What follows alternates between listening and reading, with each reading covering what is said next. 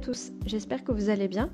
Dans cette vidéo, j'aimerais vous présenter les avantages et les inconvénients à utiliser une solution comme Canva, plutôt que de faire appel à un designer graphique. Alors, pour moi, les avantages à utiliser Canva. Déjà, l'interface de Canva est très intuitive, elle est facile à prendre en main, on trouve énormément de modèles, que ce soit au niveau du design pour des mises en page de CV ou des mises en page de catalogue. Vous avez beaucoup d'autonomie pour la création de visuels, par exemple pour les réseaux sociaux.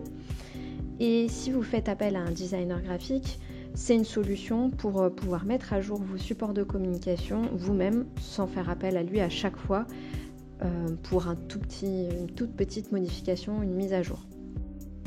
Les inconvénients, selon moi, sont d'une part, si vous voulez créer un univers graphique personnel, impactant et qui vous ressemble, c'est pas forcément une solution très adaptée puisqu'il va pas y avoir une recherche ou une analyse des besoins d'un point de vue graphique. Un designer graphique, lui, va utiliser des logiciels comme Photoshop, InDesign, Illustrator ou d'autres qui sont un petit peu moins faciles à prendre en main, mais qui permettent d'aller beaucoup plus loin dans les effets.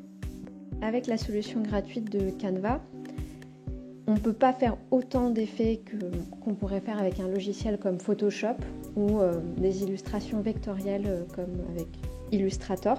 Donc pour moi, c'est une des limites de ce logiciel version en tout cas gratuite. Un autre inconvénient que je vois à Canva, c'est qu'il n'est pas forcément adapté pour les visuels grand format ou pour impression. Quand vous faites appel à un designer graphique, il va optimiser un maximum votre document pour l'impression pour que la qualité soit très bonne. Il va vous conseiller au niveau du papier, du grammage, le rendu que vous voulez avoir pour votre document. J'espère que cette vidéo vous a aidé à comprendre les avantages et les inconvénients à utiliser Canva. Si vous avez des questions, n'hésitez pas à me contacter et vous abonner à ma chaîne. À bientôt!